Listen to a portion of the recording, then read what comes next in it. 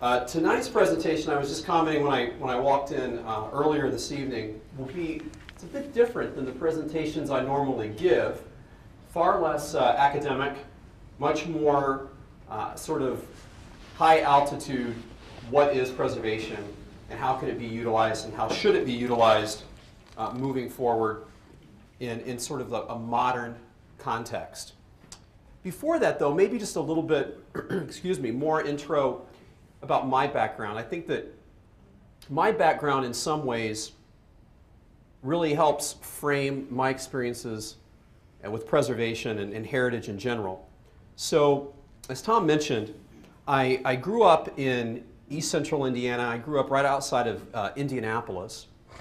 And I graduated from Ball State University, which is in Muncie, Indiana. And extra credit point, if anyone knows the really famous alumnus from Ball State.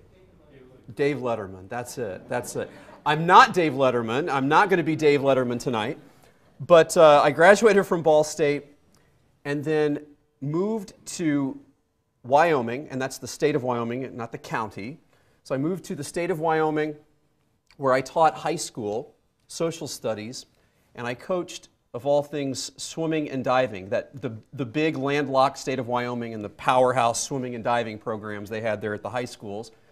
And then I went back to get my master's degree in American Studies at the University of Wyoming. And that transition is maybe something I'll get into in a moment. I moved back to the state of Indiana where I started working for Indiana Landmarks. I worked for Indiana Landmarks for a decade and did considerable lobbying at the state level and also at the federal level, and was very content there and thought I would be there forever until I came to Western New York and really fell in love with it. To that end, I have to just say not only thank you for having me here, but also I think a hearty congratulations to this village. And it's congratulations for what you have. And my first experience as an adult, at least, in the Rochester, Western New York metro area is I can recall driving from Rochester south on Monroe during the interview process. That's been 7 years ago. And I remember coming across Pittsford. And instantly, you could tell that this place was different. This place was special. And I'm not certainly downplaying where I live, which is your next door neighbor in Brighton, but it was very clear that there was a preservation ethic in Pittsford. And that's something that I congratulate your elected officials on, and I congratulate all of you, because I know that's a long process, and I firmly believe and realize that it's not an easy process. Secondly, the background of this organization. So the Landmark Society was formed in 1937. So we technically are still celebrating this year our 80th anniversary as one of the oldest preservation organizations in the United States. We're actually, believe it or not, one of the larger preservation organizations in the United States, and we're pretty proud of that. And we do some fantastic work all across Western New York, and I'm happy to be here tonight. So let's try that. So I mentioned that it was going to be a bit of an unorthodox opening tonight. And as I was putting this presentation together, I wanted to draw on some aspects, at least in my past and background, that I think really provided me with an appreciation and even a baseline understanding about what it means to embrace historic preservation. Growing up, I had this image that historic preservation equates into museums.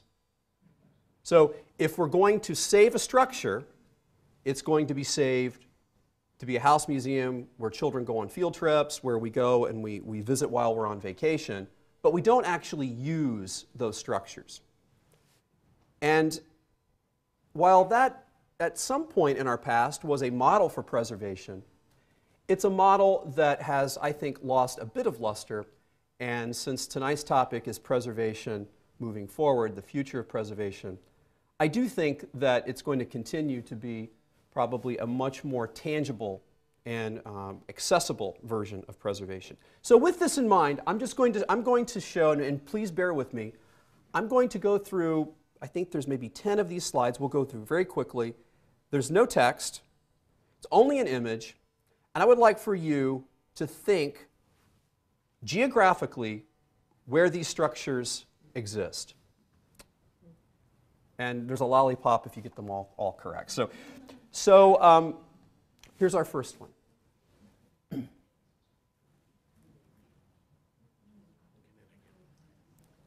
Not far. Okay, ready for the next?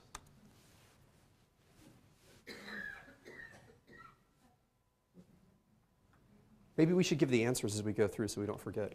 So this structure, any good guess? Massachusetts is a very good guess. This is Bennington, Vermont. We were just talking about Vermont. So this is the church right as you enter Bennington would be from the west. Ironically, or maybe not ironically, but interestingly enough, this is the church where poet Robert Frost is laid to rest. Guesses? Indiana. It is Indiana. Good job, Mr. Corby. This is in Indiana, not too far from where I grew up. This next one is a bit more difficult, but we'll see how you do. It could be anywhere, but...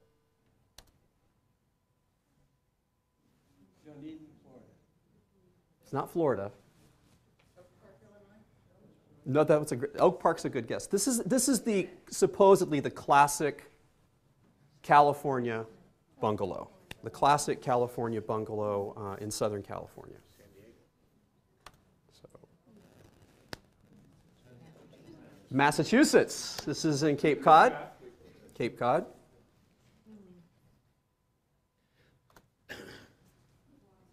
New Orleans. Good.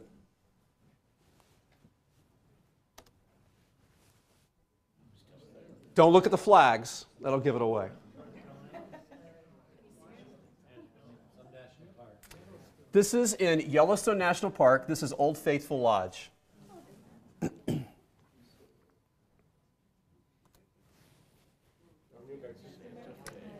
Santa Fe.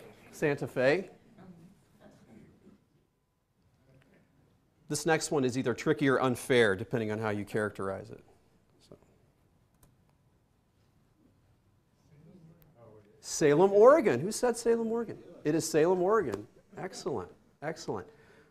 Obviously, you know, I put this because there's one concept I will get into in a moment, where this concept that we call sense of place can be inherent, and it can also be created. And certainly, when this was constructed in the 30s in the Art Deco style isn't exactly exclusive to Oregon, but over time, the state capitol, located in Salem, Oregon, has become iconic for Salem, Oregon. The structure has become iconic. This next one is an insult to all your intelligence, but I'll show it anyway. This is the Deco in South Beach in Miami.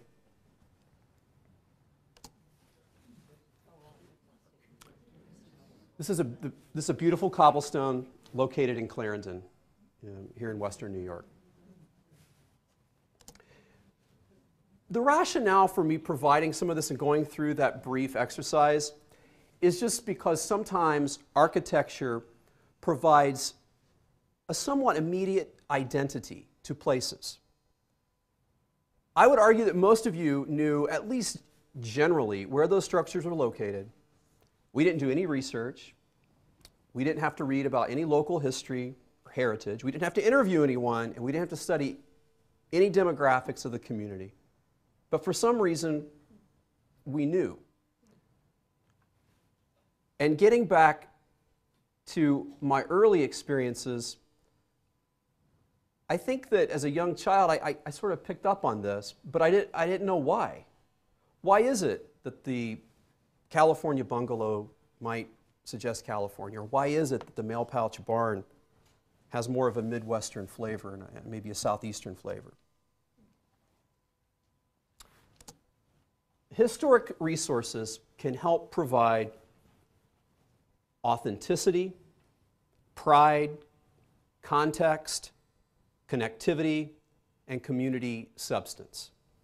And the key word is help, because I want to be very careful this evening, and I want to be careful, I think, in my career, in not just simply suggesting that historic resources provide all of those following items and more. I think that preservation is one component in overall excellent community planning. It's not the only component, and it shouldn't be the only component, but I think it must be one, and I think it must be taken seriously. And I think these are some very, very powerful features that any community really needs. Not to belabor the subject, but I have to just go back and... So, Seattle Space Needle. I love this photo because immediately when you saw the image, you knew this was Seattle. But I wonder if we removed the Space Needle, if we would have all known that it was Seattle. Probably not. And I have to show the connection between Rochester and Seattle with the Chase Tower, because this is designed by the same architectural firm. And here we have our beloved Pittsford. When we look at the resources in Pittsford that really provide those same characteristics, the context, the pride, the connectivity, we don't have a Space Needle in Pittsford, but we don't need one. What makes Pittsford unique and different and special and connected are the structures you already have. And as you move forward, it is important for you to help define as a community the new types of structures and new development that you seek to complement the historic resources. And that's what we'll talk about for the remainder of the presentation this evening. Planning activities. Preservation, again, should be only one component to overall excellent planning. And planning should reflect the kind of community that the citizens desire. So what kind of a community, what kind of a home do you want to live in? What kind of a place do you want to work? Where do you want your children to go to school, your grandchildren to go to school? And then realizing that you have to simply go and seek it. It doesn't happen by accident. It doesn't happen on its own.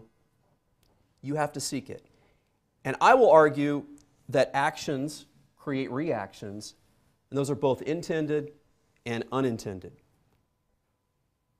But going through this presentation, I wondered, what if most citizens, though, essentially want the same kind of a community? Strong homes, strong real estate values for their homes, strong investments, businesses that thrive, and that includes local businesses, a sense of family and connection, excellent schools, celebrated culture, art, the list could go on.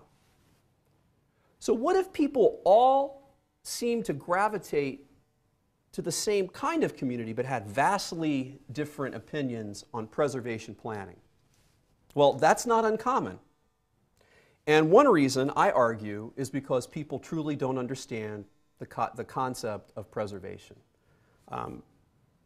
I think if we can agree and have a common vision for the future, I think that the action steps in order to get to that vision really aren't as complicated as we all might think. I'm going to show you some examples. I was just mentioning to the Helfrichsbeck where the Landmark Society takes travel tours, and this year one of our travel tours is headed to this community. Anybody know what this community might be? Savannah. This is Savannah. So I had to get our plug for our travel tour in this evening. This is Savannah, Georgia. If you look at these basic images of Savannah, there's a certain feel that one gets by looking at the images. If you've ever been to Savannah, it's a very different feeling that you get by physically being present in Savannah, Georgia. And you quickly also learn that Savannah, Georgia is pretty much unlike any other city in the state of Georgia that you can possibly visit. If you fly to Atlanta and then wake up the next morning in Savannah, you think you're on Mars. It's a very, very different place. These images that you're seeing, back to the previous point, Savannah doesn't exist in its current form just because it was haphazard. It occurred through careful and decades-long planning procedures that allowed it to be what it is today. So you decide what you want. What kind of community do you want? You recognize that appearance can relate to experience. And I think that's a critical point to remember. Oftentimes, I think we're all too quick to dismiss appearances. Appearances do not matter. Who cares about appearances? I was giving a presentation one time, and this was years and years ago. I made a comment similar to this, appearance can relate to experience. And this lady, in a very angry tone, said, buildings and structures do not matter, it's the people. And I would agree to a certain degree, but those people make decisions that impact the buildings, right? So appearances can relate, not dictate, but it can relate to experiences. So consider what action steps this community or any community will need in order to get there, to get to the point where you have the community like you envision, the community that you want. And then you simply implement that into your planning, and then action steps must align to this collective vision. I go back to this slide. This, again, Savannah, Georgia. If you've ever been to Savannah or know anything about Savannah, they have an incredibly strong preservation ethic. I would certainly be shocked if some folks in Savannah, particularly those who lived in the city and the historic districts, would wake up one day and walk down the street and walk by this beautiful fountain and say, well, we've made it. Now we can stop. You never stop.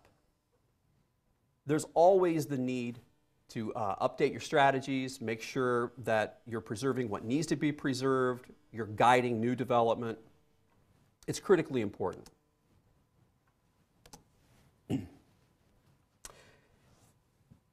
We talked about some benefits of historic preservation, I think at a conference. I was presenting at a conference a couple of years ago, and I focused almost solely on the economic benefits. I didn't want to neglect those economic benefits, but at the same time I wanted to add some cultural and some social benefits that we'll get to in a moment. But grants, tax credits, which by the way, in the intro it was mentioned I served on Preservation Action, which is our nationwide lobbying arm for preservation. And if you've ever used historic tax credits, we were very fortunate to have the historic tax credits preserved. In the massive tax reform bill that was recently passed, that was a very difficult, yes, thank you. And I'll show you some projects that utilize the tax credits, I think, in a little bit. But for now, grants, tax credits, heritage tourism.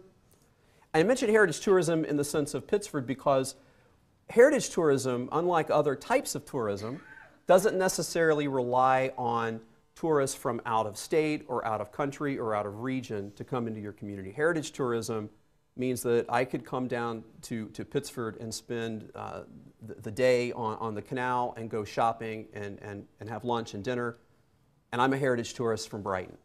So heritage tourism is very important, and the key though is you have to have something to come and visit. You have to have something that's unique.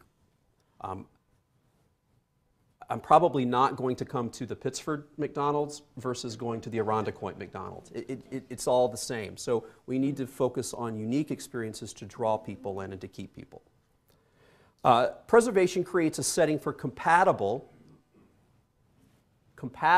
construction and development. New construction and development that's compatible.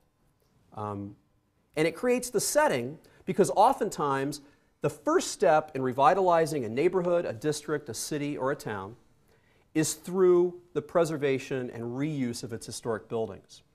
Then what typically happens, and we've seen this throughout the past 6, 7 decades, is that once the historic districts are stabilized and thriving, then it becomes ripe for new investment to enter the community. And that can be certainly a positive, and it can also be an excruciating negative. That's up to you, and that's why you're going through this process. Preservation can stabilize and most often increase real estate values. It keeps real estate values in check more often than not, provides the local units of government a stable tax base on which to draw. There's an increased opportunity to support local businesses because local businesses tend to be much more smaller. And so if you have, in preservation commercial districts, just like Pittsford's an excellent example, small, locally owned businesses where those dollars you spend stay right here in the community. You have more opportunity for that in Pittsford than many other places, and you should be proud of that. There's increased marketing opportunities for your community, and you can attract a diverse population, both racially and across the age spectrum.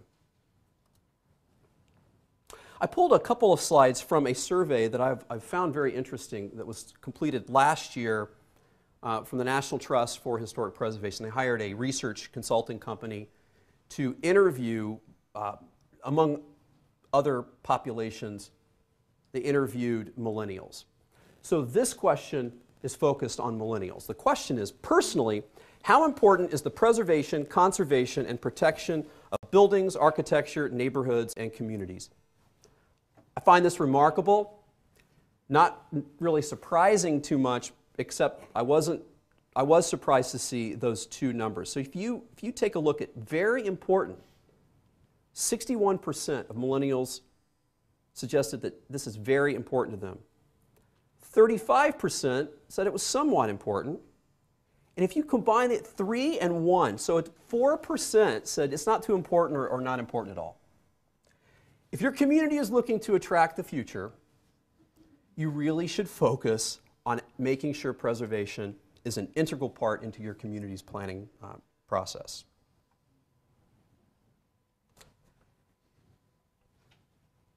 The next point is that authenticity matters. This was another takeaway from that same study performed by the National Trust. So music, locally sourced food, handcrafted items are personal interest as well as ways millennials are interested in engaging with our history and culture. More than half of millennials prefer to shop or dine in unique or historic downtowns versus chain restaurants or shopping malls. This is very different from how my parents grew up. But we must recognize these trends. And in all fairness, I'm not suggesting that we never ever build another shopping mall. That's not what I'm suggesting. But I'm suggesting there is a balance, and I'm suggesting that there is compatibility, and there really must be a focus on where we see the trends moving. And the trends, folks, moving forward are high density, walkability, high livability standards, and authenticity. And authenticity is anchored in historic preservation. Preservation is a component of economic revitalization, and we don't have to look very far. It's taking place in downtown Rochester. I don't want to go into that. That's a separate PowerPoint all on its own. If you've been following the news at all with downtown Rochester, I realize it's a completely different scale than the small village of Pittsford, but if you look at downtown Rochester, I should remember the number, but it's over $1 billion of investment taking place in historic structures in downtown Rochester. think I have I just dropped a few photos. And so each one of these, I mentioned the tax credit program, each one of these projects utilized the historic tax credit project. The upper left image is the Hilton Garden Inn on Main Street. This is the old National Clothing Building. It was vacant, boarded up. The upper right is the Terminal Building, which is being adapted now for housing. Lower left, that's Patrick Dutton, who's a local developer. That's the Bevere Building, the old RIT building on the old RIT campus in Cornhill. And lower right's obviously Sibley's, a $200 million project undertaken by Wind Development in Boston. I thought I should probably have one project that did not use the tax credit program, and I thought, well, which one could I use? And I thought I'll go outside of downtown. So obviously this is the before photo. So this is the before photo of Station 55. This was Costanza Enterprises. This is over by the public market next to Railroad Street. I simply show this because I wake up every morning trying to preserve historic buildings, and I'm just going to be candid with you. You know, Bob, when I look at this, I just think, I don't know, maybe they should go to the next building. Well, look at it now. I mean, there's a waiting list of people wanting to live at this location. And if you speak to Jim or Drew Costanza, they will tell you face to face that people told them they had lost their mind and they were being a little insane to tackle that. But this is a topic that's not just unique, obviously, to Rochester and Western New York. These are planning practices that have been proven decade after decade after decade. One really unique story, we mentioned shopping malls. There was a proposal in this community back in, I think it was 1980, and if you see closely these sheets that are on this rope, and it goes, it's very difficult to see, but it goes, these sheets go to the end of this block, continues about halfway down the second block. And then, obviously it's not in the photo, but if you can just envision, it wraps around and includes another set of historic buildings on the other side. This was Asheville, North Carolina. And in 1980, there was a proposal to build a suburban-style mall in downtown Asheville. And this was supposedly going to be the way to revitalize a dead and dying Asheville, North Carolina. These people decided to get their ropes and their sheets to give folks in the community a visual depiction of how many buildings would be lost if this were to move forward. And it worked, or at least it worked in part. So it was not built, and today, downtown Asheville is thriving, and if you've been there or read anything about Asheville, it's continuously ranked as one of the best mountain towns in the United States. Real estate values, some would argue, are even way too high and increasing at a too high of a rate. And this is just one image from that time period in Asheville, the before and the after. Those are 3 buildings, each boarded up, completely vacant, and you have today, those are completely occupied. So that's job creation, it's housing, and maybe most importantly, for revitalization standards, this is money that's going right into the tax rolls. The top photo is a tax liability. The bottom photo is a tax producer, and that's important and that's key. I was down at, mentally was in the South when I was thinking of Asheville, and another city in the South came into my consciousness that I wanted to at least mention, and particularly because the Design Center will be speaking here. This is Greenville, South Carolina. And the Design Center did an excellent job by bringing in the mayor of Greenville and gave a fantastic presentation downtown last year. Greenville, South Carolina, and I apologize, I don't have any of the before photos, so you'll have to use your imagination. Greenville, South Carolina was a catastrophe back in the late 70s. I have family, and with my accent maybe it doesn't surprise you, I have a lot of family in eastern Tennessee. And I can remember, I had an aunt that lived in South Carolina. And I remember maybe I was in high school, and for some reason we went through Greenville, and it was dismal. Greenville was a dismal place. And this has become a very famous urban revitalization story. And if you were lucky enough to hear the mayor speak last year, the one thing he said, he went through his formula for success. The first step in their revitalization, this is coming from the mayor, was number one, no historic building gets demolished. Period, end of story. Not one historic building is demolished. So we're starting our redevelopment efforts by making sure that we can all agree if there's historic buildings, they stay. These buildings get rehabilitated.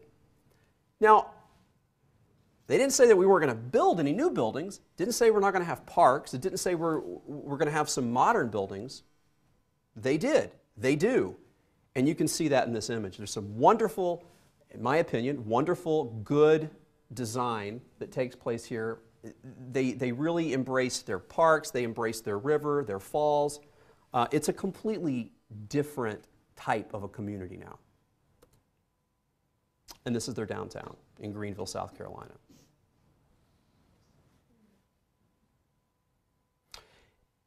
Mentioning marketing, this should go sort of without saying, but to really focus on your heritage and preservation and use your heritage and preservation and what you have to help brand your community. So we have Brown's Race, High Falls, Lima, New York, Allentown and Buffalo, the Cornhill Historic District, and then I had to throw in the Fountain Street, the sign, because I love in Rochester the neighborhood street signs that really identify that you're in Swilberg. By looking at the street signs, you immediately see, oh, Swilberg, that's different than all the other street signs. It's unique. It's an embracing of that heritage. And then my favorite, though, is just the modest East Bloomfield sign. Welcome to historic East Bloomfield, home of the Northern Spy Apple. And then it goes a step farther because underneath it's sponsored by Canandaigua National Bank. So it just screams local. And I think that really is an interesting way to communicate that this is a place that matters to those people who live in East Bloomfield. So I promised I wouldn't just focus on the money and on the economy and the economic benefits, but there's these cultural and social benefits of preservation as well. Preservation offers a unique identity that's built on history and heritage.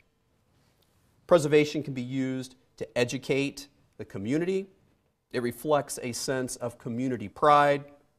It's an outdoor laboratory for public art, and I believe that architecture is the most public form of art. It's an art form that we can't escape. If you love art and you're a connoisseur of painting or sculpture, oftentimes you can go into the museum and you can look behind the displays and you can see behind the glass. But preservation and architecture allows you to interact with this public art. It's also sustainable. Preservation is very sustainable, it's walkable, and encourages a greater sense of personal interaction. I have in parentheses porches, we'll get to that in just a moment. So this idea of pride and something that matters and meaning and substance. We have a group of folks with the Landmark Society who call themselves the Young Urban Preservationists, and they affectionately refer to themselves as the Yups. And this is a group of Yups being very brave to go venture the chilly weather. And I think that's the Cliff Street Brewery in Rochester, which made its way on our 5 to Revive list last year. And the Yups took up a cause that really started in Buffalo called the Heart Bomb. And the Yups went around town in the region and took these photos with these hearts that said, "Love your city," or "This place matters." From an educational perspective, there's walking tours, there's all kinds of, again, heritage tourism opportunities. Back to the Yups, you see how the Yups do their educational programs. They have the bikes, beer, and buildings. So I think they're on their 4th annual building scavenger hunt. Entertainment, and yet educational. And then Rochester last year became part of what is called the Rust Belt Coalition. This is a group of young people who are dedicated to using preservation as a way to revitalize these communities in the Rust Belt: Cleveland, Detroit, I think Columbus, Ohio, Pennsylvania, some areas of Pennsylvania. And this is a group that met at in the Aqueduct in Rochester last year. So the concept of porches, sustainability, walkability. In our last, the Landmark Society's last 5 to Revive listing, we went ahead and listed the front porch on our 5 to Revive because we believe it's an architectural component that gets overlooked. It encourages interaction with our neighbors. It encourages walking. It burns obviously less fuel. But far too many porches are either enclosed or they're just simply ripped away. And we wanted to bring attention to that. And then the lower photo, you see the 19th Ward. Tree-lined streets, shade, cooling the houses in the summer. I was back we were back in the Midwest visiting family not too long ago, and we went to my old downtown. And we have 3 daughters. The oldest is high school, the youngest is in 3rd grade. And unfortunately, the downtown where I grew up in a place called Newcastle, Indiana, is virtually gone. It's now a small collection of historic commercial buildings, half vacant, with very large parking lots where no one parks because there's nothing to go to. So back in the 80s, it was the big cry was, let's tear down all these buildings so we can have more parking. So they tore down all the buildings. Now we have a bunch of parking with nothing to go to. And I can remember this last visit, I was telling my daughters, when I was really young, my mother would drive to downtown Newcastle. She would park in the parking lots that were behind the buildings, and we would spend the entire day in downtown Newcastle. I still don't think they believe me. Because what is there to go to? There's nothing there, and it's very difficult for them to even envision that there would be enough places in downtown Newcastle to actually visit and spend the day. So again, those unintended consequences, and we need to be honest with ourselves. The social benefits of preservation. This idea of authenticity, realism, healthy, livable cities, gathering places, a powerful sense of place, which is what I'm going to end with in a moment. This idea of connection through time across generation and ages, and a sense of belonging, a sense of place. Gathering places, these festivals. I think I just pulled some images. I think the lower left is Jazz Fest. I think the right is Fairport Canal Days. And then I believe that's the Cornhill Arts Festival in Cornhill. You don't have to have a historic district have a festival. It's just that it seems like a lot of them do. And again, what is it about that? What is it about the district and the architecture that sort of speaks to that festival to enhance it and to make our interactions more positive? Probably the most difficult theme that I've spoken about, and I sort of want to spend a little bit of time on and then end the presentation, is this concept of sense of place. Sense of place is one of those topics where you sort of know it when you experience it, but if you have to define it, it gets really tough to define what that means. What is a sense of place? So forgive me for reading this, but in case you can't see the text, a sense of place. So it's either the intrinsic character of a place or the meaning people give to it, but more often it's a mixture of both. So back to the Salem, Oregon, maybe it's not intrinsically Oregonian, but because of the context and the meaning the people have given that site, it becomes a powerful sense of place. Less striking places have meaning and value attached to them because they are, quote, home. And it is argued that attachment to a place increases with the distinctiveness of that place. So attachment increases with how unique it is. Planners use this argument by consciously creating or preserving memorable and singular structures to make a space distinctively different. So I believe that a powerful sense of place denotes not only what we were, so it's not just about our past, it's not just about studying history, but it's also about who we are and how we're living today, in the moment. And it becomes a precursor to what we wish to become and what we really hope for our children, our grandchildren, and the future. And that's quite different than our thoughts of save the structure because I want to make it a house museum. That's a very different philosophy. Sense of place. I was really struggling as I was putting this together, coming up with some of, in my opinion, and my experiences, some of the most meaningful sense of place locations. Anyone take a guess? Dallas. This is Dealey Plaza. This is obviously the location of the Kennedy assassination. I visited there twice, and I will never forget my first visit. I will never forget my first visit. I sat up by the, that's the sixth book, or the sixth floor, the school book depository building. And I remember sitting up by that building and not even being able to articulate what I was feeling. It wasn't really sadness, it wasn't excitement, but there was this powerful sense that I was somewhere that really held some deep meaning and a place that should be preserved.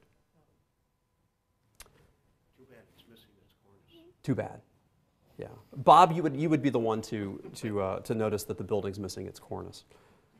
But I have to say, though, that I was thinking of this example, and I wanted to show you an example of a sense of a place that has really stayed with me. This is those classic, these are all over the Midwest, cement corner fence posts. And this is not far from where I grew up. And for me, this holds special meaning. I think there's a lot one can pull from those types of structures that are easily forgotten. But once they're gone, then we notice. And I think we should try to at least take notice before they're gone. I think one of the last examples I have, I'm going to go back to my Indiana days again. I was asked, I believe in 2007, to write an article about the High Street United Methodist Church in Muncie, Indiana. That's the High Street United Methodist Church in Muncie. And I was asked to write this article because I was told there was a devastating fire in 1978, and the congregation voted to restore the church and not demolish the church. That was basically all I knew about this church when I went there. So I went in the church, I met with a gentleman who was the archivist for the church, and he told me all about this fire. And what I didn't know was that in 1978, the fire occurred at the height of one of the worst blizzards on record in the state of Indiana. I don't know what the temperatures were, but this church caught fire. It was a gas explosion. But it gets worse. If you can believe it, it gets worse. The explosion lifted the roof structure up.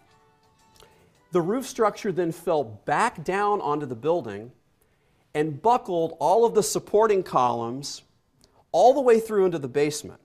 So now we have massive structural issues, fire, and obviously extensive water damage. So going back to my Station 55 thought, I'm a preservationist through and through. I have to be very honest that I probably would have said, I think you might want to build a new church. The congregation voted the next Sunday to actually preserve this building. And here it is today.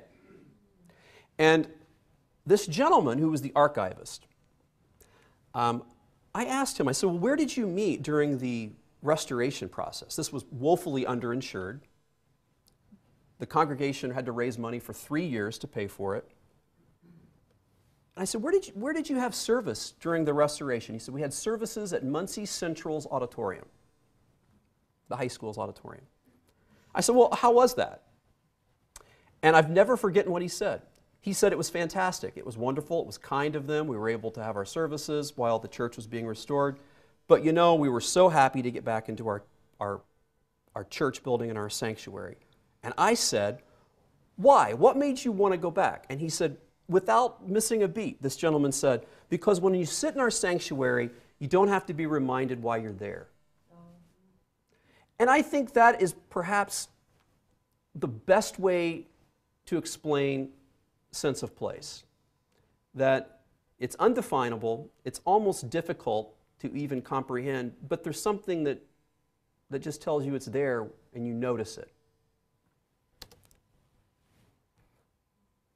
This is called the Roots Blower Company, and this was abandoned. This is again, another example from my days in Indiana. This was abandoned, it had been vacant for 40, 50 years, and it was rehabilitated into an arts and science center for the community. They needed to raise a lot of money to restore all of these windows. And I went to a fundraising event, and I was walking up, I don't know, on the 4th, 5th floor, and a really elderly gentleman was walking around, wood floors, completely empty. The entire building was completely empty. And I got to talking to this man, and I said, are you from this area? Do you like this building? He said, you know, I worked in this building. I worked here for 35, 36 years. I said, oh, where did you work? He said, I worked right here. I said, yeah, where? He said, right here. and he stood. If you've been in these manufacturing facilities, some of you I'm sure have, you know the yellow safety lines that are drawn around workstations? He stood in this yellow, this designated area, and he starts pointing and he says, Bill worked over here, and my friend so-and-so worked over there, and he ran this machine there. And I remember on the day that this occurred, I was standing here. This guy got really emotional. And he said, of all those people, I'm the only one left. And this is important to me. This project is important to me. That's a sense of place. I think that has a very powerful, personal sense of place. And if we can figure out how to take that kind of power for a structure like this and embody it into our communities, there is no end to what our communities can become. The final word then, remember to plan for the community that you want. Define what type of a place, where do you want to be? Every community is different, and each is at a different stage in its evolution. So Pittsford is not going to be like Brighton, and Brighton is certainly not going to be like any other place. Set your action items and policies that will produce that type of a community. You will never be done. It's never over. You've never achieved success and you can just go home and be lazy. It doesn't work that way. The reason is because when I said that sometimes preservation makes areas, communities, districts ripe for investment, obviously the very same hard work and dedication that is leveraging the new investment can be the very same force that destroys what is creating the wealth in the first place. So keep that in mind. The concept of ownership and property rights, in my view, should be a complete concept. It impacts all citizens. View preservation's tangible and intangible benefits within an economic, cultural, and social frame of mind. So, preservation, mostly I focus typically on these presentations on the economy and the economic benefits. But there's those intangible benefits I don't think that we should ignore, like those sense of places. That's all I have. I want to say thank you for your attention tonight. Thank you again for the invitation, and congratulations to your past work and the work that you're doing in the future here in the village of Pittsford. You have something to be very, very proud of.